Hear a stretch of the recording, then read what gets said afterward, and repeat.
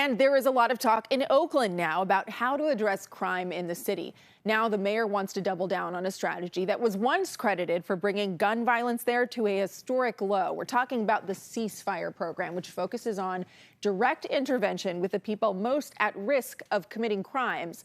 Supporters of Ceasefire say it made a big difference in violence. In 2019, Oakland had a low of 78 homicides, but things changed after the pandemic. Homicides were at a 15-year high in 2021 and have stayed over 100 a year ever since. And a new audit says that's because the city has shifted away from Ceasefire. Katie Nielsen has more on the push to bring it back. Tonight's City Council meeting is already underway at Oakland City Hall, where later tonight the authors of that ceasefire audit will present their finding to the City Council members with a recommendation to bring back the program. That's not going to fix it. It may fix it temporarily, but... Dominic Prado constantly worries about the lack of business at his restaurant. Some of us are not going to make it. Some have already left. And some want to shut down already. He says one of the big reasons is crime in the area. And as someone who went to jail in the 90s for robbery, he says programs like Ceasefire are critical to reducing violence. Increase the capacity with Ceasefire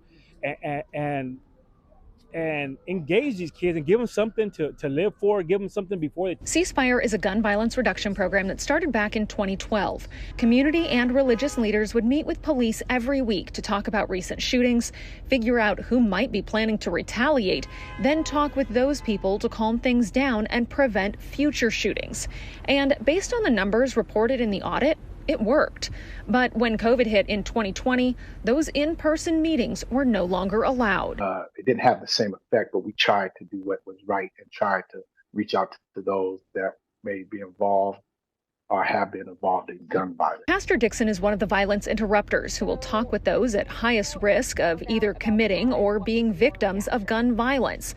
According to the Office of Violence Prevention, about 350 to 400 Oakland residents, or less than 1% of the city's population, are the drivers of the majority of gun violence. We really need to prioritize a return to serving those at the center of violence, like the most at risk individuals who are in imminent danger of being involved in shootings and homicide. Dr. Holly Joshi is the new head of the Department of Violence Prevention and says the audit helps give the city a clear path forward with crime reduction. The nature of gun and group violence in Oakland has not changed very much at all, and that Ceasefire and a focused deterrence strategy like Ceasefire should continue to work.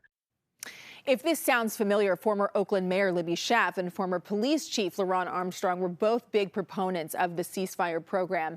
Mayor Sheng Tao now says she plans to resurrect the strategy.